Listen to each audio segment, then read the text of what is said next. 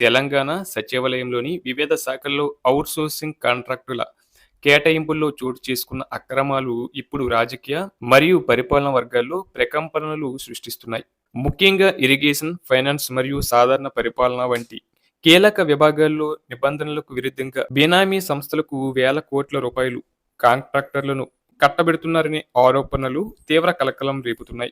ఇక సచివాలయంలో పారదర్శకతను పాతిపెట్టి ఓపెన్ టెండర్ విధానాన్ని పక్కన పెట్టడం ఈ అక్రమాల వెనుక ఉన్న ప్రధాన వ్యూహంగా కనిపిస్తుంది.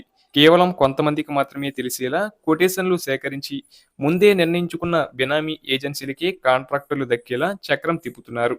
ఇది కేంద్ర విజిలెన్స్ కమిషన్ మార్గదర్శకాలకు మరియు ప్రభుత్వ ఆర్థిక నియమావళికి పూర్తిగా విరుద్ధం. ఒక సీనియర్ అధికారికి అత్యంత సన్నిహితుడైన వ్యక్తి నేరుగా సచివాలయంలోని ఛాంబర్లోని కూర్చొని సిబ్బందిని బెదిరిస్తూ కాంట్రాక్టర్లను తమ సంస్థల వైపు మళ్లించుకుంటున్నారనే అంశం ప్రభుత్వ వ్యవస్థల్లోని నిష్పక్షపాత విధానాన్ని ప్రశ్నార్థకం చేస్తుంది.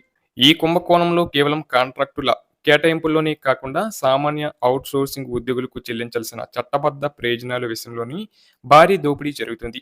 ఉద్యోగుల వేతనాల నుండి కట్ అవుతున్న ఈపీఎఫ్, ఈఎస్ఐ మరియు ప్రభుత్వానికి చెల్లించాల్సిన జీఎస్టీ నిధులను సక్రమంగా చెల్లించకుండా ఆ మొత్తాన్ని అధికారులు మరియు కాంట్రాక్టర్లు 50-50 నిష్పత్తిలో పంచుకుంటున్నారనే ఆరోపణలు ఉన్నాయి. ఇది ఈపీఎఫ్ చట్టం 1952 మరియు అవినీతి నిరోధక చట్టం 1988 కింద తీవ్రమైన నేరం.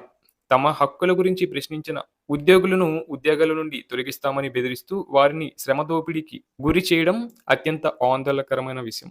ఇక ప్రభుత్వం అవుట్‌సోర్సింగ్ ఉద్యోగుల సంక్షేమం కోసం ప్రత్యేక కార్పొరేషన్ ఏర్పాటు చేసే యోచనలో ఉండగా, కొందరు అధికారులు వ్యక్తిగత ప్రయోజనాల కోసం ఏజెన్సీలను మారుస్తూ వ్యవస్థను అస్తవ్యస్తం చేస్తున్నారు. ఈ వ్యవహారంపై అవినీతి నిరోధక శాఖ లేదా విజిలెన్స్ అధికారులతో ఉన్నత స్థాయి స్వాతంత్ర విచారణ జరపాల్సిన అవసరం ఉందని బాధితులు మరియు సామాజిక కార్యకర్తలు డిమాండ్ చేస్తున్నారు. అక్రమంగా కేటాయించిన కాంట్రాక్టర్లను తక్షణమే రద్దు చేసి బాధ్యులైన అధికారులను సస్పెండ్ చేయడమే కాకుండా ఉద్యోగులకు రావాల్సిన బకాయిలను వసూలు చేసి వారికి అందజేయాలి.